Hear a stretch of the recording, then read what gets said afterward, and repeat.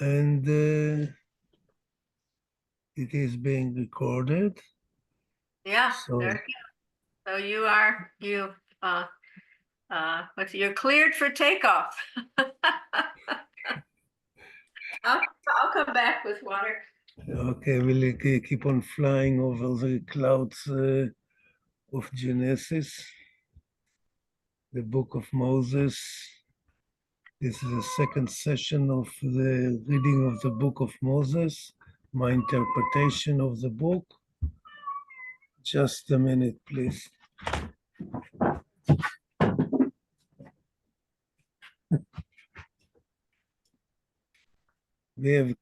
I'm in the garden, we have cats that must try to join the session also. So I had to chase it away. Anyway, it is Etzion from Israel, the 2nd of July, 2024. Now, these sessions of reading my interpretation of the book of Genesis and Exodus might take a long time. The book is 270 pages about, and we will read a few pages each week, I believe. And we'll give some explanations about this. So it might be quite, I estimated 70 sessions, maybe less, maybe more. So a year and a half, we'll have a good time. Or maybe we'll, from time to time, I was thinking each session to add some anecdotes as I used to do in the past. Anyway, I've noticed that the last session on Genesis, about 40, 50 people viewed it. So if the people are willing to look at it, that's fine. But those who want to view this, have to view it from the beginning. They have to look for the first session. If they don't know, they can approach me. If they don't know how to find it in the website of the Baba Zoom, because I keep the links, or they can ask me to send them the book in English as a Word document. Even I'm keep on working, translating it into English from Hebrew. I have to verify the whole thing. So I'll start the reading. Just a minute. I have to share screen. Where's this? Do you see the screen, please? You see what I see? No, not now. Oh, there it is. There it is. Yes. You see the text? Yeah. Yeah. What it is that I saw it in the past. I was sharing the people didn't see what I saw. Okay, never mind. Thank you.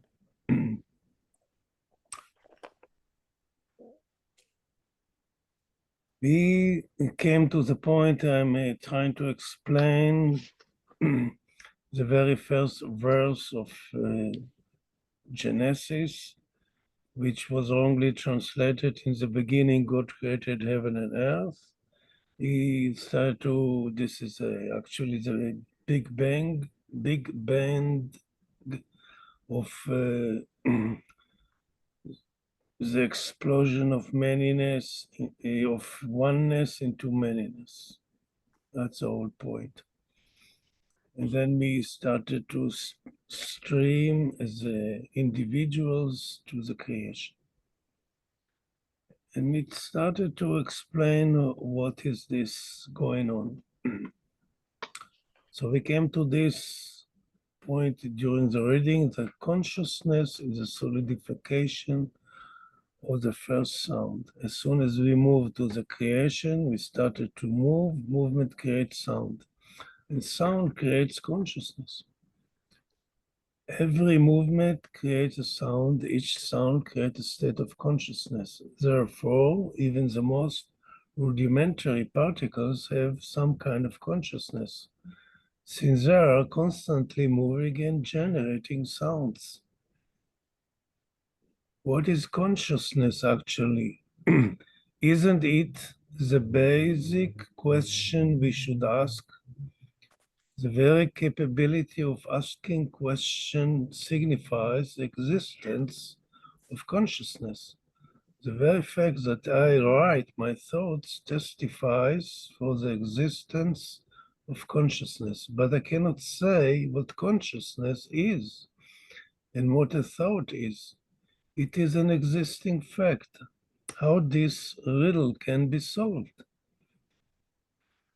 The inner pressure to answer this question generates the entire creation that we participate with. The inner subconscious effort, even without will of all that exists, to know the reason of existence is what brought us here.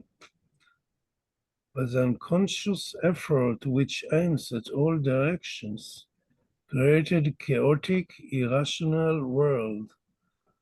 The Torah is dealing with this riddle throughout and offers directives that if we follow, we might reach the place where things will be clearer, and thus we will act from a broader understanding for the results of actions, and will cease to act instinctively in order to fulfill our immediate needs.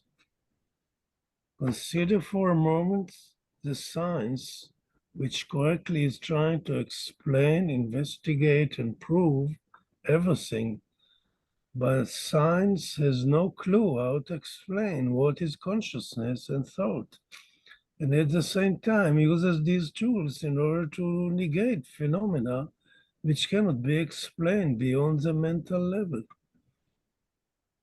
A practical way of understanding the spirit till a certain degree is through the arts.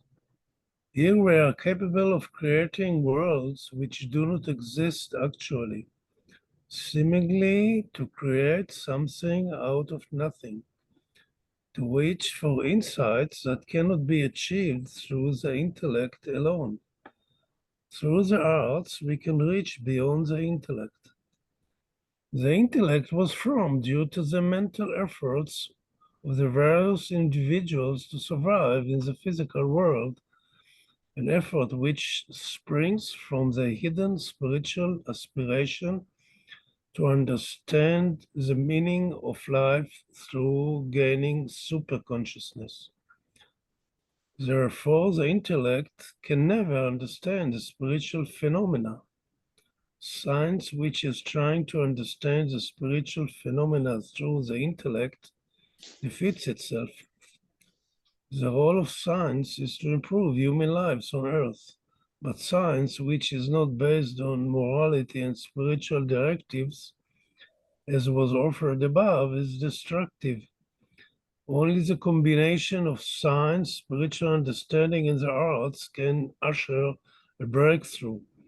Superconsciousness cannot be achieved by the power of will or by some kind of mental exercising.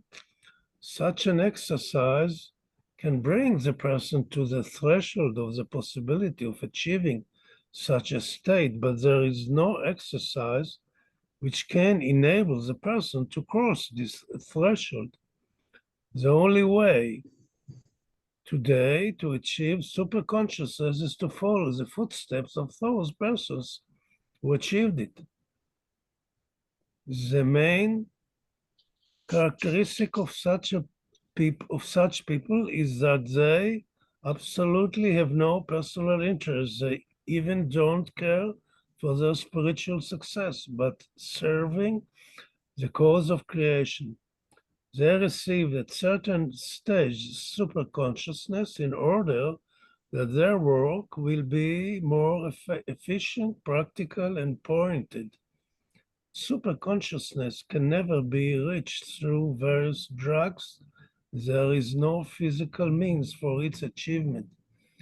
Drugs can only ruin the mental constitution of a person and lead to delusions and madness. The first sentence in the book of Genesis is actually a mighty sentence. Through 7 words, the entire act of creation is being expressed. The entire wisdom is being encapsulated in one sentence. Actually, if we could dive deep, then all that was written later on is no more but a commentary of this one single sentence. The person who wrote this had superconsciousness, which almost doesn't exist these days. Today, we lost the spiritual capability to see what these words and letters symbolize. All that remained is no more but a dim echo. But even this dim echo contains powerful might, which is capable of awakening us mentally. Of course, the Hebrew language, the formation of the letters and their shape is of overwhelming importance. It is not possible to translate it. I'm not posing as an expert in the mystical structure of the Hebrew language. Possible that there are such people who deal with occult Jewish teachings, also called Kabbalah. But here it is not the interest or the direction. This article also meant to emphasize the power of the Hebrew language, that its main task is not only to serve as a tool of communication between people, but also as a tool which can contain spiritual truth, which are beyond the intellect of human beings. Let's continue to view the text. It is possible to delve deeply in each word and each shape of the letter as the sages of Judaism do, but I am trying to find various interesting points out of the ordinary. And here I'm reading the Hebrew text in Hebrew. בראשית ברא אלוהים את השמיים ואת הארץ. This is the first verse. In the beginning, God created the heavens and the earth. This is a literal translation which is not correct. It's not in the beginning. I explained in the first session and I explained before that the very first word, Bereshit, is not the beginning. It sounds, we use it also as a beginning while speaking Hebrew, but here in the text, it is a process, it is a big bang of shattering oneness to manyness. That's the whole point of this word. We have to experience the world as it was granted to me by Baba in Mehabad during 2006 or so. I didn't request anything about this, it just happened. It says it happened and it continued to happen for actually till now. Each time I was meditating on the Hebrew verses, I would receive streams of inspiration concerning what the real meaning of the Hebrew verses are. So sometimes I would receive streams of thoughts, and sometimes as if I would see it like shapes or as if like pictures. So what's happening? The point is Elohim is God, but it is plural in Hebrew. In Hebrew, God is El. So it should be, and in Hebrew also the verb is singular. You don't have a plural singular for verbs in English. So since you don't have it, then you cannot translate the sentence at all. Because it's written here, the gods, Elohim, should be translated to gods in plural, created, but in Hebrew, the process of created is singular. So And then when I was looking at all this, the gods create it's hard for me to explain it because you don't have such an expression in English. Well, when I was meditating over this, that the gods are who we are, and we became singular. That the manyness, that the oneness became to endless individuals. That's the meaning of this sentence. I understand it's very hard to explain it. The word bara is singular, but the word Elohim is plural. El or Eloah are singular. So you understand from just this little intro how difficult or impossible to translate the Hebrew English. The Hebrew into English. It's not possible at all. The process of creation is a differentiation of the one, the infinitude, to endless individuals. So what I'm trying to do now is to explain it in the English words as far as I can.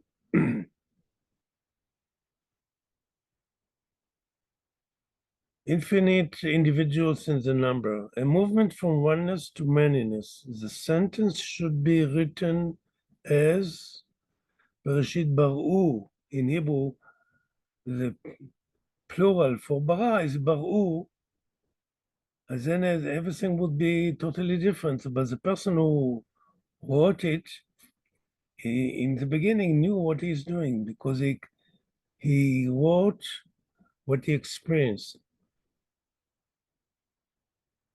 But it is a united action made by various God beings working together with perfect accord. And this is the reason why the verb bara is in the singular.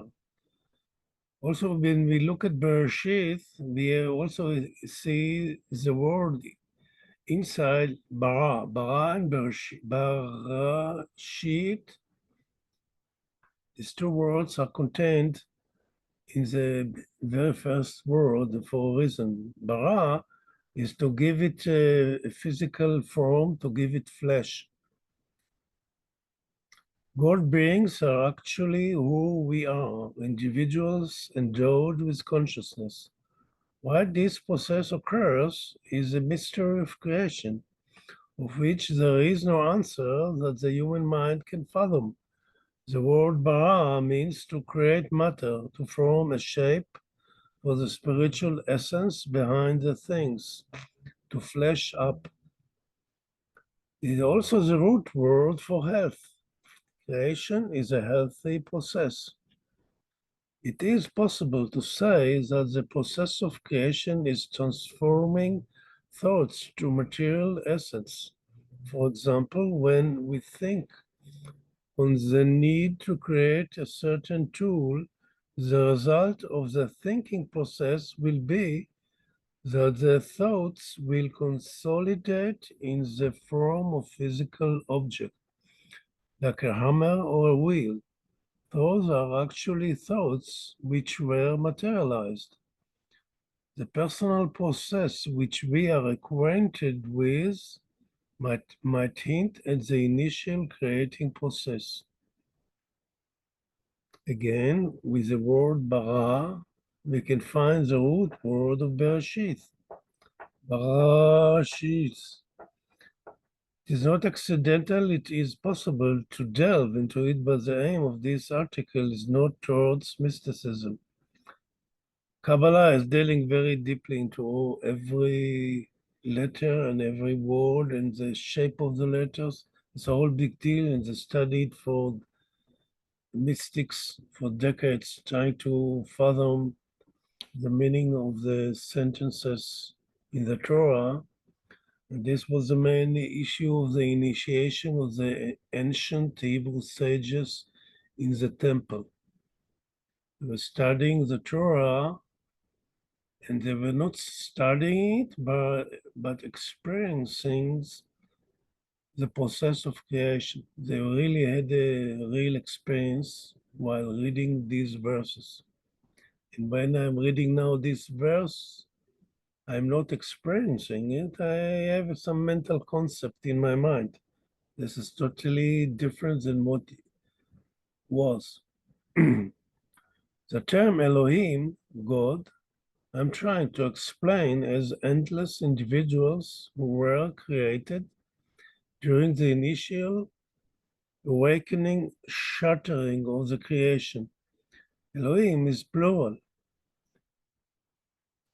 The Big Bang, to my understanding, is awakening from dormancy to action. These endless individuals are being propelled by an irresistible force which aims firstly to return to the original unity, but with complete consciousness, and secondly, to maintain the individuality. We will consider this term throughout the article from various angles. Now come another Hebrew word which cannot be translated. This is et in Hebrew, a unique word for the Hebrew language. It denotes the appearance of action and individuality, me and you. It is not a mere connecting word. It has deep meaning in regard to the construction of the sentence and its meaning. Aleph is the first letter in the Hebrew alphabet, and Tav, or Tav, is the last letter. It is not accidental. This short word symbolizes the process of creation, the beginning and the end. This kind of word doesn't exist in any other language to my knowledge, and without it, this sentence would avoid its true meaning. The more we look at it, the more we understand it's not possible to translate the Hebrew to any other language. You have to take a Hebrew form.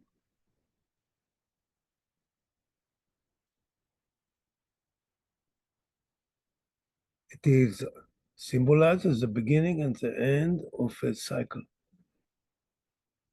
That's what it means, this little word.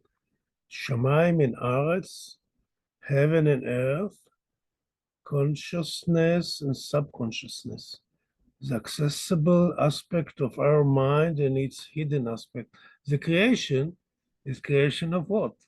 States of consciousness, what they call the direct consciousness with which we're communicating, and the subconsciousness, where everything is being stored. The tiniest movement, everything is being stored in the infinite storage of memories.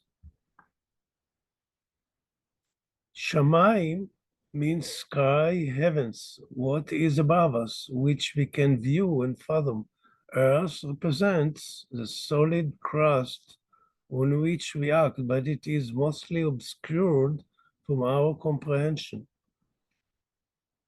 If the creator is standing beyond the creation, starts to create an independent world with the solar system, stars and planets, including our planet, what is the meaning of heaven and earth? The physical orb and its atmosphere? There is another meaning to it. In the word Shamayim, which actually is sky in Hebrew, and also in plural, we sense something amorphous, soft, sham, maim. Water is there.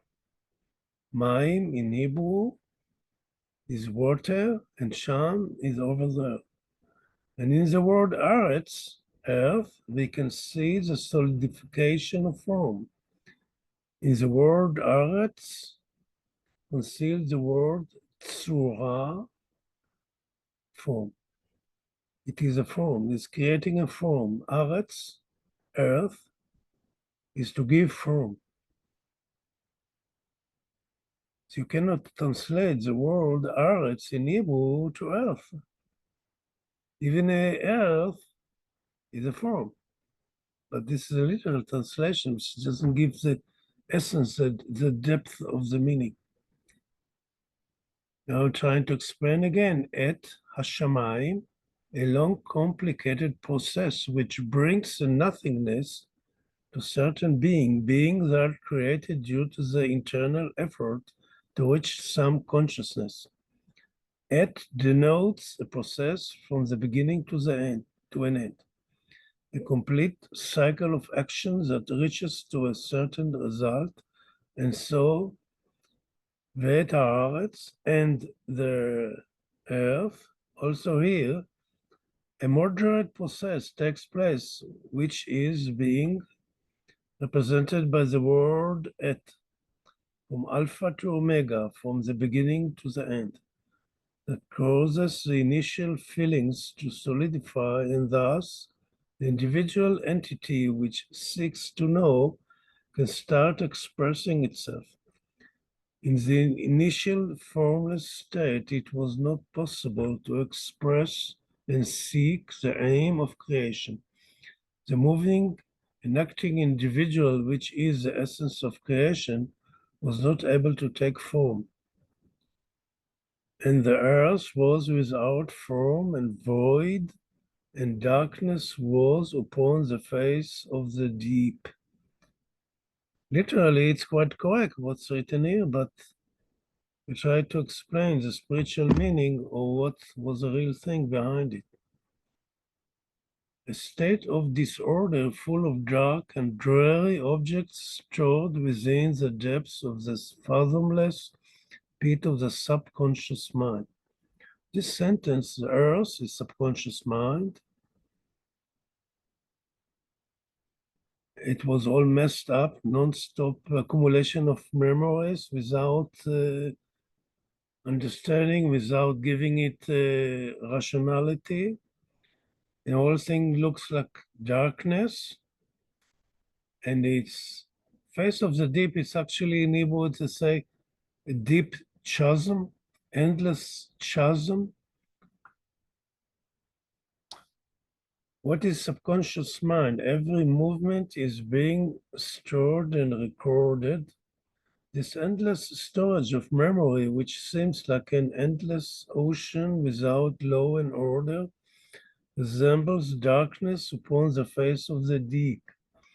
We can discover within ourselves three main mental components: the wakeful consciousness, with which we can function daily, the accessible subconscious mind, the storage of memories and experiences, the inaccessible conscious mind, or the dark unconsciousness, where all movements, experiences, and memories were stored already from the very first step of creation, where our individuality was separated from the infinite and started to move independently already from the first atomic particle. As soon as we moved to the creation from the home point, we started to move, and all these movements have been recorded in the subconscious mind. It's quite incredible, but it does. All these movements are being engraved in the subconsciousness, which is an infinite storage, sink and solidify there. The living being has some control over the conscious mind. It is possible to make decisions and implement them. It is possible to think good or bad thoughts. The control of the subconscious mind is very limited, but it is possible while using certain methods to change what has been recorded there. For example, if I hate someone and this upsets my poise constantly, then due to intense internal work, I can change the situation and learn to love that person. And thus, this residue within myself is being transformed. And if not to love, really, at least to disengage from the feeling of hate. The darkness of the deep is not accessible, and almost nothing can be done about it. It is a storage of impressions which were accumulated from the first moment a movement was formed. Everything which is latent there is in a frozen, inert state, but this affects the subconscious mind, which in turn conditions the conscious mind. In order to erase this reservoir, which prevents the individual from true freedom, knowledge and spiritual wisdom are required, and this demands special study and devotion, which are not accessible for the general public. Sorry about this statement. But the purpose of the Torah and its teachings, the whole purpose of the Torah, as I understood while working on it, is how to erase and free ourselves from the storage of the subconscious mind. That's the whole point. As we will see later on, if you will proceed with the material, so you're willing. The Spirit of God moved upon the face of the waters.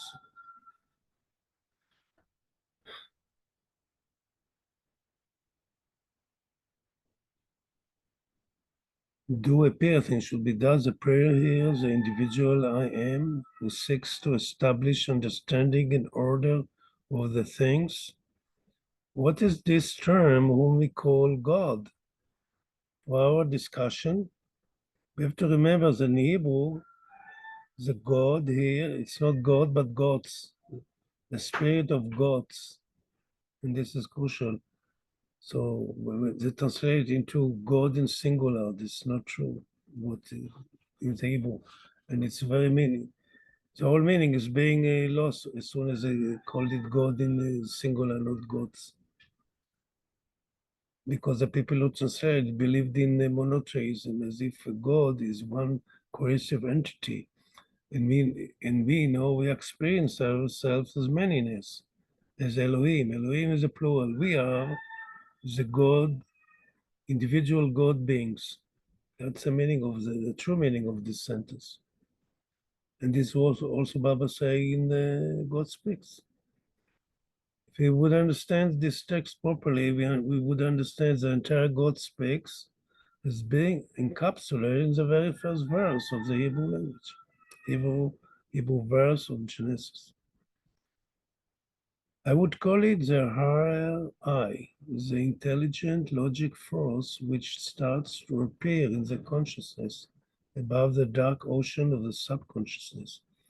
This being, brackets, appears within us when the lower self, which is actually the sum total of all the cravings and dark memories which move everywhere within our minds, uncontrolled, begins to act systematically.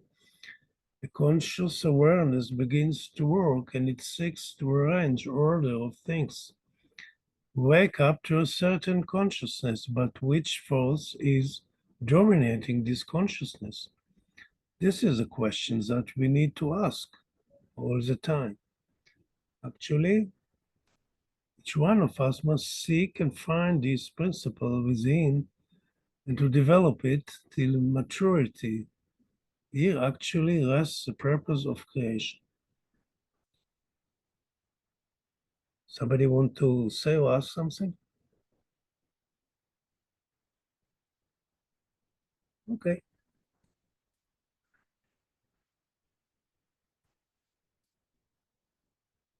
And God said, let there be light, and there was light. Again, in the Hebrew, it said, God's said. And I translated it, I understood it as that we are the gods, the Elohim, who gave light to the world. Light is actually putting things in order and understanding. The thought is percolating within the mind, is being expressed in the physical realm through the spoken word. We are the gods who decided to cause the appearance of the light of understanding, with the first spark of knowing due to intelligent thinking. We are capable of creating our inner light or extinguishing it. What is light? We don't know. Without light, in the capacity of sight, the world is actually not existent. We can say that the appearance of light is appearance of goodness. It is also possible to say that the appearance of light is the appearance of spirit amongst matter. Presumably, we can sense matter. It is our very being. In life, also light is being received in our senses. But this is a phenomenon beyond our senses. The world was created, and eventually we developed the means. When we started to move in the creation, eventually we developed the sense of seeing. But this took eons and eons of movement in the darkness till we started to have some sight. Eons and years, billions and billions and billions of years, till we developed this sense due to our efforts to understand the creation. It's incredible periods of time, countless. And there was no time at that time. We couldn't count years of what we call a year of Earth rotating the sun, because there was no Earth rotating the sun. It was just existence. So all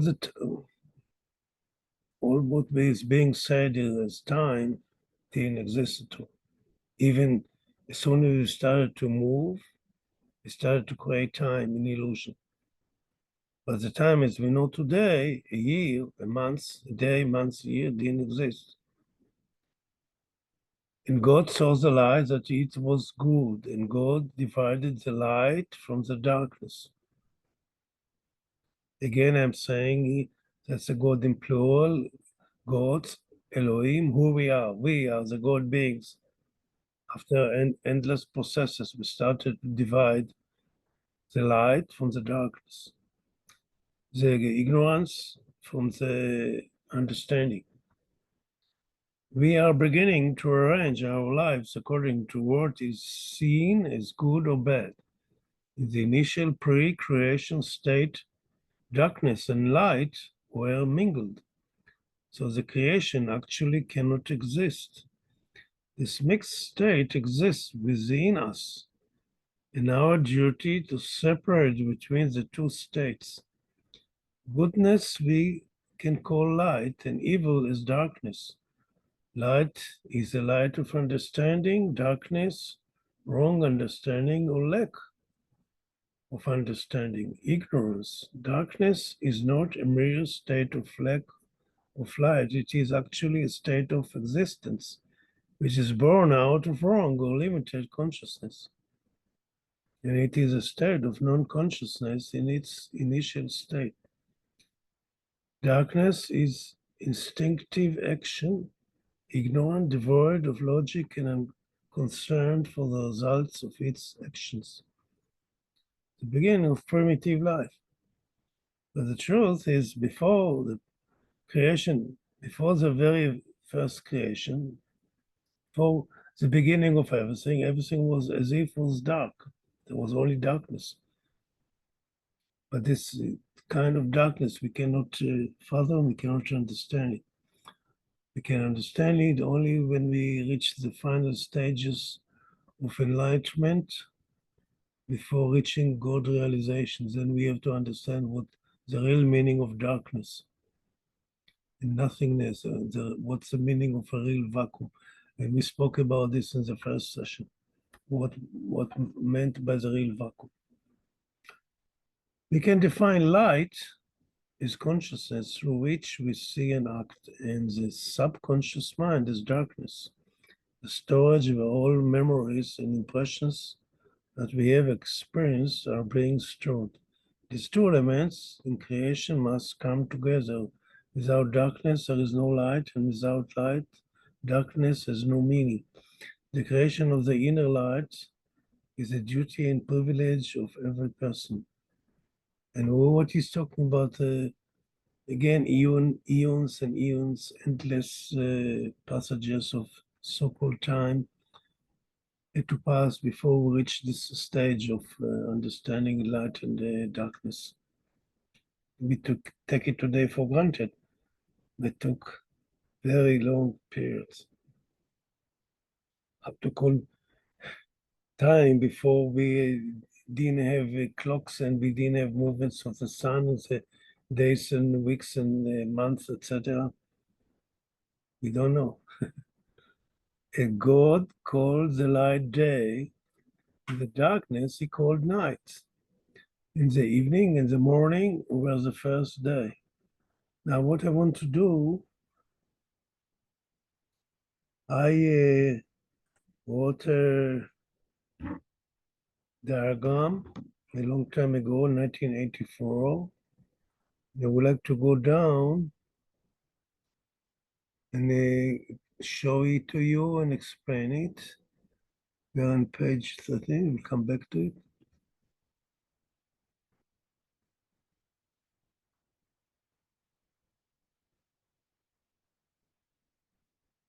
I call this the cosmic engine.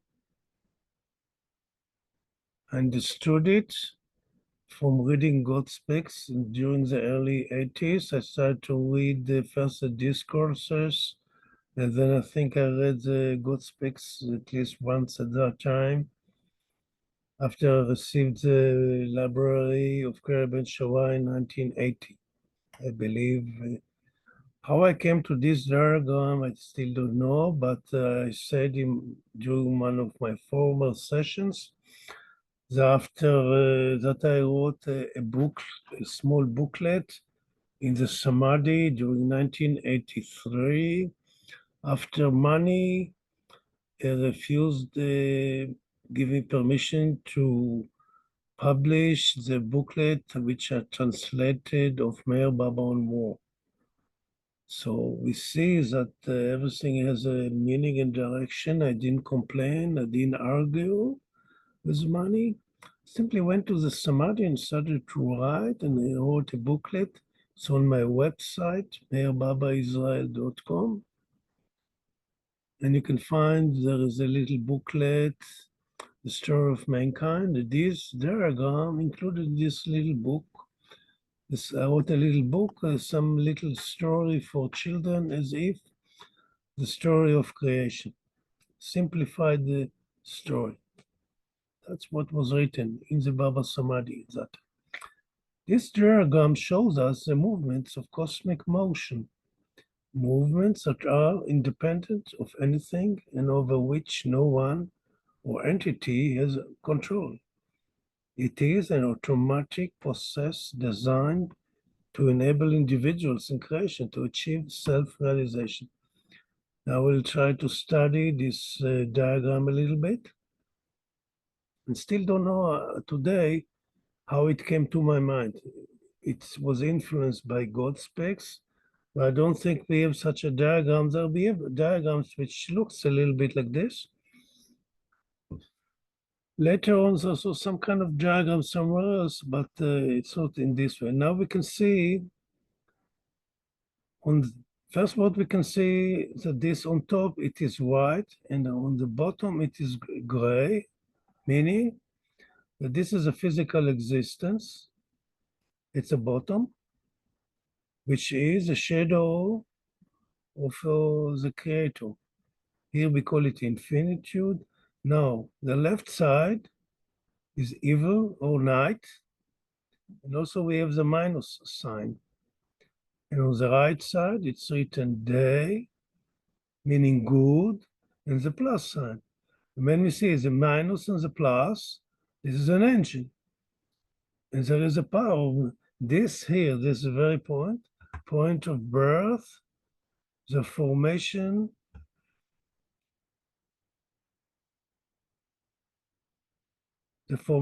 of a separate individual God being, like a drop from the ocean of life.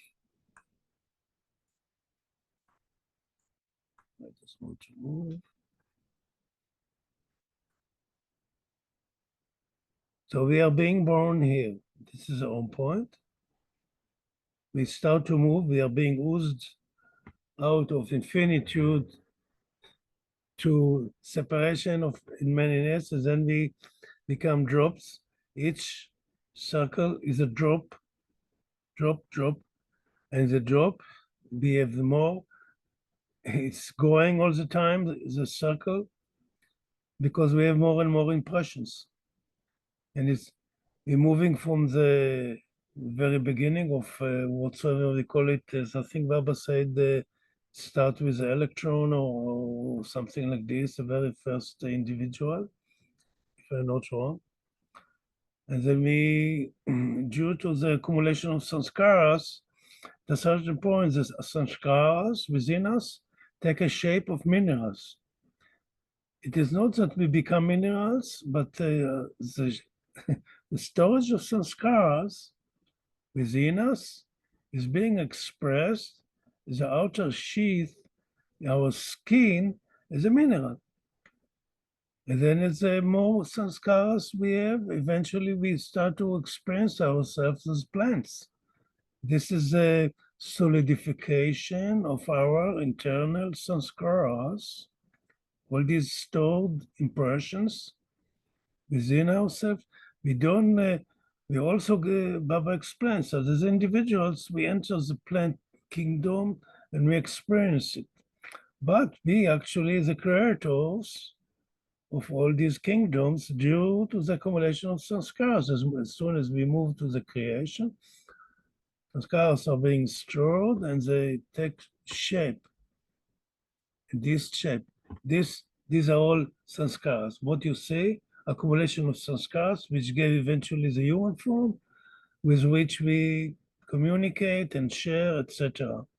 But this is just all this is no more but an illusion. We reach the level of humans, and then the full circle is the human stage. The consciousness is complete, but you can see it's totally dark, it's totally full of sanskaras, and we are stuck with these sanskaras, and there's nothing we can do about this. But don't have to lose hope, of course. It's written man through the various states of consciousness.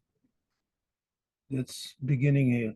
Actually, now we see when we're supposed to naturally, if the movement of the cosmic engine would be normal and fluid and everything would move more or less properly, then when we would get full consciousness, we would start the process of involution, of emptying the subconscious mind from the sanskaras, for all these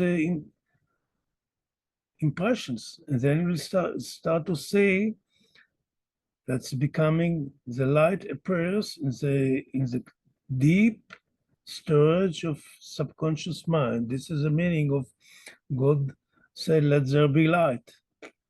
He started to erase sanskaras. Now, when we look at these verses, it's all about all creation, creating sanskaras and removing sanskaras. That's the meaning of the Hebrew verses. But all this, when we look at it deeply from this light, the people who translated didn't have any understanding whatsoever about what's going on here. And I'm not blaming them. How can you understand what is behind it if you don't have the explanations of the Avatar? The Avatar wrote this book of Genesis with Master Moses. Avatar dictated it to Master Moses. They were working together on this so-called Mount of Sinai, which will deal with this when we get to the book of Exodus. And this will take maybe another year till get there, unless you want to get the Word document and read it for yourself if you're interested. It's possible, but I didn't clear it yet. I cleared only 20% of the translated material. Text I have to do. I'm comparing each text in English to the Hebrew to make sure that the meaning is more or less correct. Now we look at this now here. Remember, this is a point of birth. This is a point of death. Absorptions of the separate individual God bring back into the ocean of life. And now look at the last sphere. It's totally white. There's not one single sanskar left. And the person is still in the physical realm, still within the gray world, but it is also merged. You see, it's open here.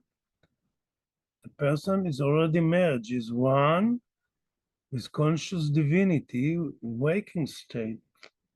That's the perfect master. That's what it is. And this is the goal of creation. When we reach this, you see, that's what it is.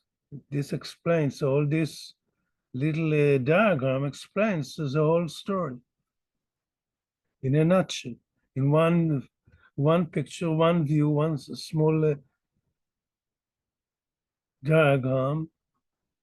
But this a diagram is just a diagram. This is not the real true thing. But that's maximum what we can do with the intellect, because when we see the diagram, we might have some mental understanding, but not the experience. And eventually, we want to experience the whole thing.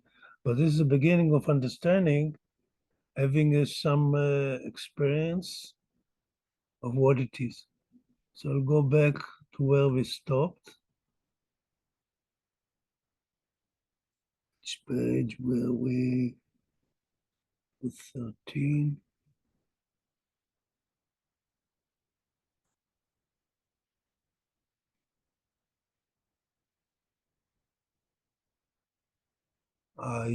You want to say something about what we discussed till now?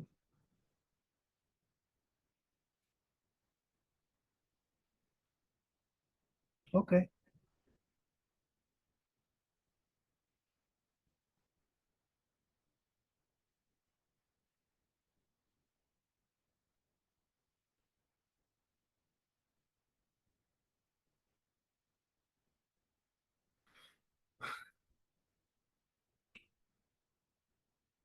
And we, the gods, experience the light and realize this is good.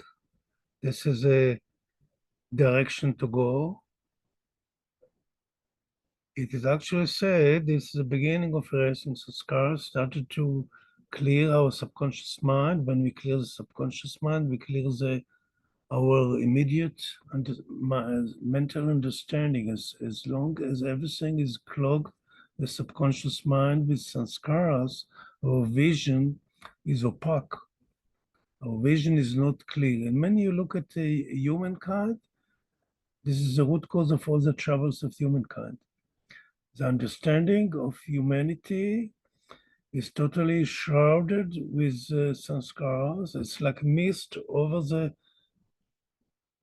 face. We don't see the truth. And science and the psychology and whatever they are trying to do, they don't have any understanding whatsoever about this, and they don't know what to do about this. But the hints, the keys were given 3,000 years ago and more. It was 3,500 years ago or so.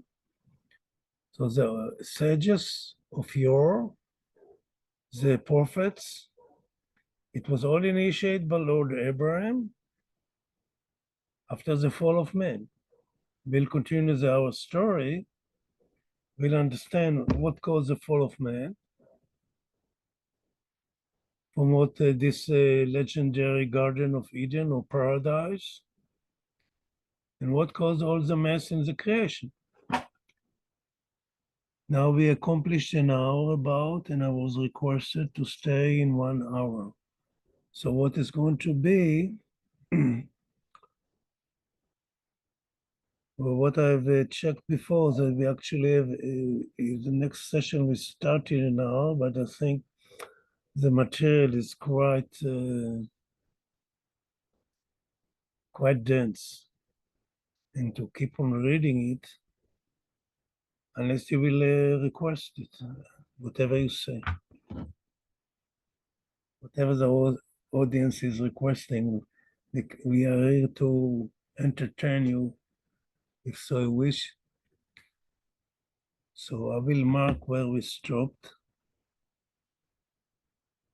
I didn't hear any complaints. You can say no, then I will continue. But I was requested to stay, to keep the limit of an hour. And I think there is a good reason for it. It's very intense material. And what I try to explain till now, it's not so easy to grasp and understand. And it is not easy at all to understand God speaks infinite intelligence, all this biomaterial, or the secret doctrine of Blavatsky, which I translated into Hebrew for the request. It's also a very deep mystical book. And tomorrow I'm going to have a session with we'll keep the recording. You want to share some, because some of you don't want to share while it is being recorded, so I'll stop the recording.